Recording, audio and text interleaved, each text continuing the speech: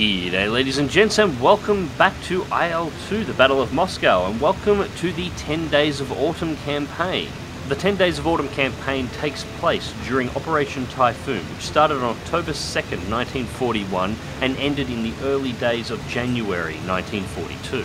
In the campaign, we take on the role of a pilot of one JG-52 that has just arrived at Migalovo Aerodrome on the Kalinin front. Now, at this particular point in Operation Typhoon, German forces were still on the offensive, but this is at just about the time that the tides were beginning to turn. To understand the strategic positioning at this point in time, you need to understand how the Kalinin front was formed. The Kalinin front was a salient into Soviet territory. To the north and to the east, the front line was formed roughly on the banks of the Volga River. To the southeast, the Soviet forces formed the bulk of the front line, the only thing standing between the German forces and the city of Moscow. Now, Migalovo airfield sat in the middle of this salient. It was a formerly Soviet-controlled runway captured by the Germans, and so close to the front lines that you could see the exchanges of fire between German and Soviet forces from the runway proper.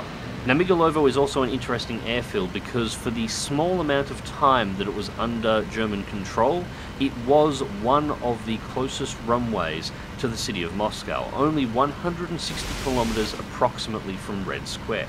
Having a runway this close meant that not only could German bombers actually make the city of Moscow, but they could deploy fighter escorts that would be able to stay with the bombers for the entire flight from this location. So today's mission is the second mission in the 10 Days of Autumn campaign. The first mission simply had you fly into Migalovo airfield on extremely low fuel and land. It was also the background footage for my recent Battle of Butenplatte announcement. Now, having just departed Migalovo, we were immediately engaged by I-16s that were engaging combat air patrol that was defending the airfield. We dispatched one of the aircraft and then left the area, as this was not our mission objective. This mission is Shepherds and the Sheep. A Ju-52 carrying sensitive supplies is coming into Migalovo airfield and needs to be intercepted and escorted the way in. This is rather important because, as I described before, Migalovo has a front line on 3 of its 4 sides and the airspace is by no means secured. There are Soviet fighters everywhere. So after engaging the I-16, we turned southeast to clear out of the combat zone and then turned south to meet up with the transport. On the way, we passed over a couple of engagement areas where Soviet and German forces are engaging amongst the forests. These scattered firefights occur all over the map in this particular campaign, and they're quite impressive to see, but you do have to be careful around them because occasionally the Soviet forces bring anti-aircraft guns, and they can be a nasty surprise. After about 12 minutes of flight time, we finally encounter the Sheep. This is our Ju-52 on approach. It's maintaining a stable flight northwest at about 200 meters. Heading straight for Migalovo, no problems whatsoever at this point, and no enemy aircraft sighted in the area. After crossing its flight path a couple of times just to have a little bit of a look at exactly what was going on in the nearby airspace, I decided to dive in, give it a bit of a booming pass, and then head back to altitude looking for any incoming fighters.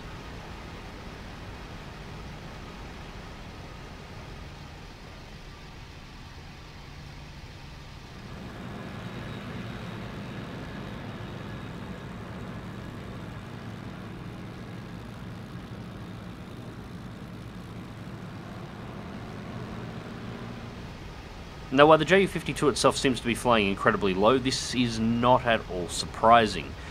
Migalovo is surrounded by enemy forces, and aircraft that come in at high altitudes need to take a long time to spiral their altitude down to come in for landing.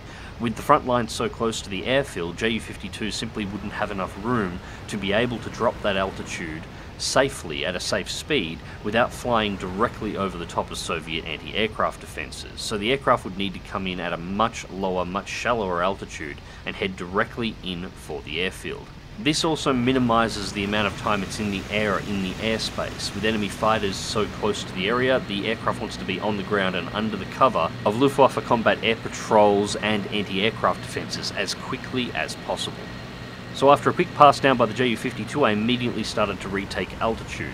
there was a small engagement happening closer to the airfield that I could see happening from the distance, and I couldn't exactly tell who had the upper hand. Regardless, the Ju-52's flight path is going to take it within the next few minutes directly underneath an active engagement on the outskirts of the airfield. So it was time to retake altitude and get myself into a defensive position.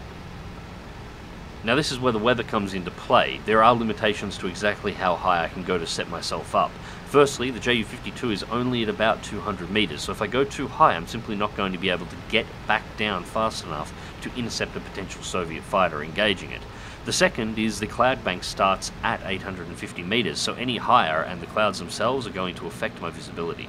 Keeping this in mind, I settled into a fairly stable escort position at 800 meters, moving at about 350 kilometers per hour, slightly ahead of the location of the Ju-52. This should allow me to intercept any forces before the Ju-52 finds itself in trouble, still be able to easily get back to the aircraft if it's necessary to do so, and leave myself in a position where I'm able to open a window for the Ju-52 to make the runway and the air defences based around Migalovo. Of course, it didn't take me too long to find my way into the engagement. Soviet and German forces are already engaging one another just off my right wing, just underneath the edge of the cloud. There's also a number of fighters at lower altitude. One of them looks like a MiG-3, passing directly below my location, so rolling over and tracking it through. Looks like it's pulling into a climb and slotting in on its 6, up to combat power, and the chase is on.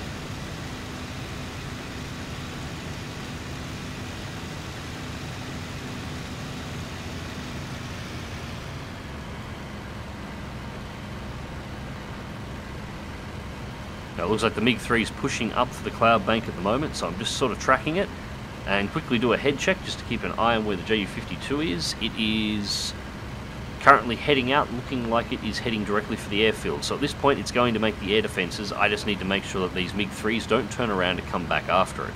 At this point it should be under the protection of the fighter screen around Migalovo airfield as well. And at this point I blindside myself, tracking the target moving across the edge of the clouds. I actually cut across the guns of a second MiG-3 that's flying through the area. I continue trying to follow the one in the clouds for a few moments and then decide it's probably better if I don't, since I've just put an aircraft on my 6. And we've just spotted another engagement happening at lower altitude, so invert the aircraft and dive in. Now one aircraft is definitely a MiG-3, I've already sighted it. The second aircraft with a smoke trail appears to be a Bf-110. Looks like the MiG-3 was giving it a workover, so we're going to try and clear him. MiG-3 appears to be booming and zooming the Bf-110. It's just pulled back up for altitude. We move through. And almost close enough, but not quite. Wasn't confident in the range of the shot. Let it pass.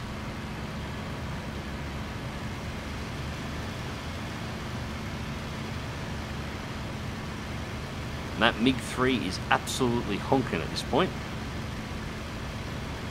Now I'm rolling the aircraft right now so I can keep the target in the glass and not under my nose. If it gets under my nose, I will lose it. And at this point we have slotted in on at 6 and we are almost in guns range.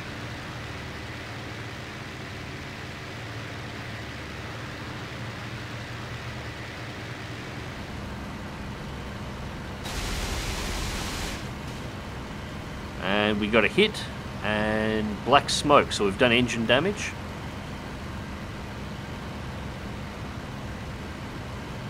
Not enough to stop it at this point, however. And there's definitely a little bit of green in there as well, so we've clearly punctured a fuel tank.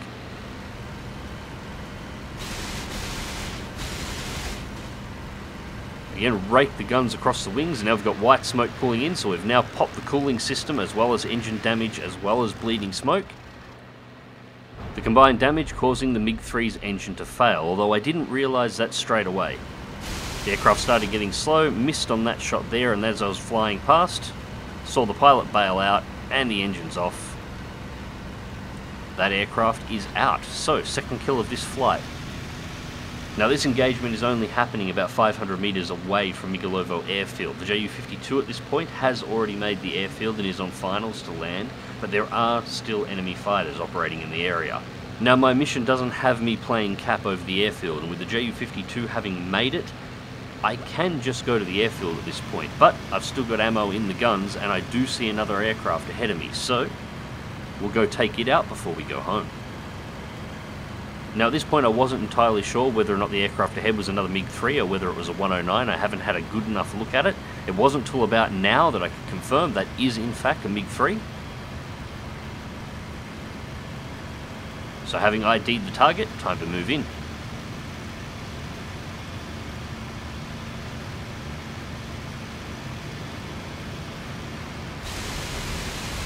Good shot on the first burst. Again, looks like I've hit the center fuselage around the engine.